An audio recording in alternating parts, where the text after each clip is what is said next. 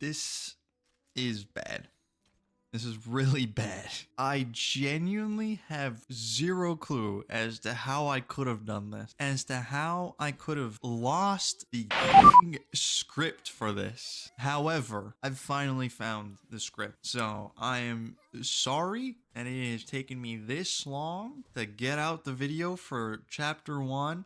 But here it is. I've yapped for way too long already, and I'm going to continue yapping with the script. However, if you're new to the channel or like the content or want more Verse 1999 content, make sure you hit the like button, subscribe, and all that jazz. I'll see you guys in the next video. Take care. This video idea has been in my drafts for far too long for completely no reason. So to all of you that have subscribed for more Verse 1999 content, this is my apology. I am so sorry. But here we are, and let's get the introduction out of the way. My name is Sero, or Sero Rain. If you're coming in from Twitch, which you're probably not because I haven't streamed in like ages, but that's the topic for another day. I make gacha game related content, and this is as much time as I'm going to use for this introduction. So I've literally stopped playing Reverse 1999, like banned myself from playing it until I've made this video. So if there has been far too much time in between me completing and writing this draft and making this video, then we have a problem. And this is going to take a lot of foresight for me, but I'm betting money that this is what happened. However, I wanted to keep my brain fresh on my opinions of Chapter 1 story, which is why I didn't continue playing, which in my mind was very intriguing. Chapter 1 was very interesting. They were setting up a lot of things, and I was very happy with the amount of effort and detail that went into it, because most games run the side tasks that you can play through or interact with as their own separate bits of information. However, everything that I had clicked on in chapter 1 that wasn't the main story mission was in some way, shape, or form tied into the main story. And it's not like generic information of, oh, this NPC's backstory that looks like every other NPC in this area, just in a slightly different font, and their crazy weird lore that genuinely 98% of players do not care about, because it has no correlation to the story, main story, or characters, if whatsoever. And I was very happy and very proud that Reverse 1999 did not fall into this trap. And it also meant I didn't have to skip through any dialogue, because story is very important to me, and if I have to skip dialogue or story, I get very pissed and I get annoyed very quick. I love stories. Stories are very important to me, and I genuinely believe that it needs to be more important for a lot more people. However, I'm not going to get into that rant. However, at this point, some of you might be going, okay, cool, whatever. What is the verdict on chapter 1 story for this game? And my verdict is that it's a solid bit of slow burn build for chapter 2, or so it would make you hope that. I can't say because I haven't touched chapter 2. Once I play chapter 2 and I make the video for chapter 2, if you guys want that, I'll let you know. But you can sort of mark chapter 1 into 2 sections. The first half being important character introductions, while the second half being the story-rich elements. And I'll explain what I mean by story-rich elements later on, because it can be a little confusing to people. But if we're simply sticking to the beginning half, where we're introduced to 3 characters that stick around for this chapter, in order of their appearances are Schneider, Sotheby, whose character design I'm not a fan of whatsoever, and Druvis III. Schneider, who is introduced to the player first, is presented in this very straightforward way of being your enemy for the chapter, giving off the impression that even though she is quirky, she's incredibly capable at her job, where it is so amazing just how much background information you can pick up on her through the side tasks in chapter 1, which I'm tempted to talk on, but I'm not sure how deep you guys want me to take these little videos, so I'm gonna keep it as is. Secondly, you are introduced to Sotheby, a rich girl that causes more trouble than she's freaking worth and likes to make potions or elixirs, whatever they're called. She's introduced to the player and given the role of the comedic tag-along, who is mostly with Sonetto for the chapter. Though I'm a little iffy on putting the intention being comedic, because I just found her to be annoying. Extremely so. and two-dimensional in her character representation, but that's simply my humble opinion on her character. You can like her, and I will not care.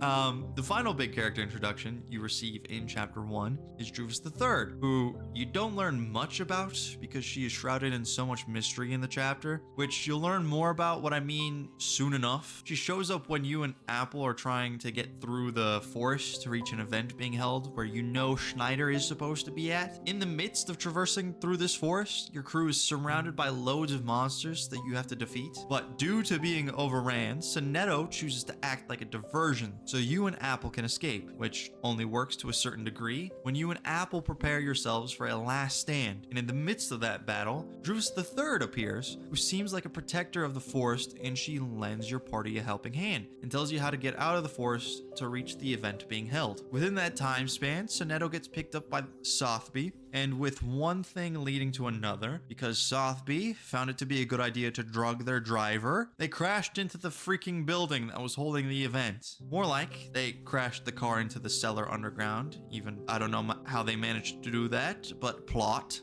But if they didn't crash down there, they wouldn't have discovered that some woman was being held captive and being forcefully put under the influence of potions of some kind underneath the building.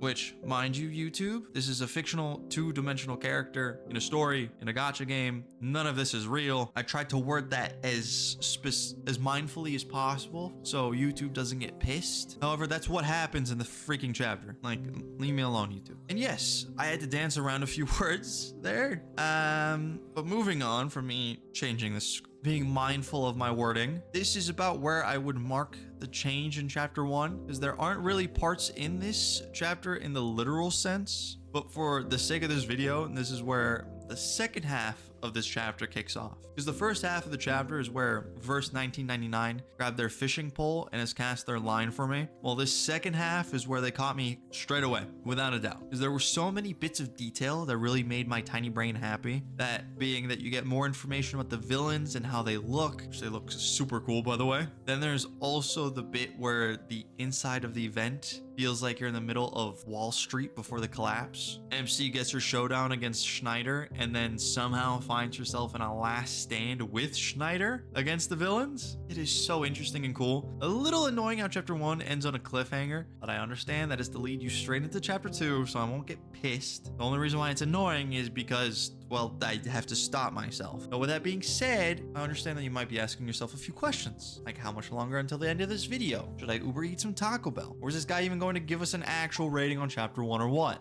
And to answer those questions in order, not that much longer, I definitely want Taco Bell, so I can't blame you. And as for my rating on Chapter 1, if I am being very strict, I would give it a 7.2 out of 10, which is being very strict, because I also hate giving ratings that aren't either solid number or 7 or like a 0.5, because I find if you can give something a 7.8 or 7.2, are we being serious? You might as well just round up or down. I genuinely can't find anything to be a reason that you would knock off or give 0.2 to. It makes more sense to have a middle ground stance on something. I'm not getting into this in this video. Anyway, 7.2, which isn't a bad thing. It's very hard for a Chapter 1 to have impressive storytelling in gacha games, because the prologue is where it needs to hit strong to keep the player engaged to, well, keep playing. And Reverse 1999 prologue was amazing. I literally had a video talking about where the story surprised me. But where a lot of Chapter 1s fall in what most would label as a mediocre category is because they're all shackled with the introduction curse. The prologue has great storytelling elements, almost always, but introduces you to the gameplay mechanics, which majority of the people will still be engaged with because they want to know how to play. It's not a stretch of logic there. Before Chapter 1, you are introducing so many different elements of storytelling, your setting if not already introduced, and you are taking the time to flesh out that setting. Then you're also introducing key characters to that chapter and your supporting character, because for a gacha game, you need to try and convince the players to pull for them. Not a stretch of logic. It's very simple and straightforward how that's set up. However, I would say that for my 7.2 for Reverse 1999 is a very good rating, especially since Reverse 1999 avoids making the info dumpy mess that Withering Waves had for chapter 1, which if you haven't already seen that video I put out, I made a video giving new players and veteran players a recap of what goes down in chapter 1 of Withering Waves, and it is a nightmare of dense information thrown at you in an unentertaining and unengaging way, which Reverse 1999 does not make that mistake at all.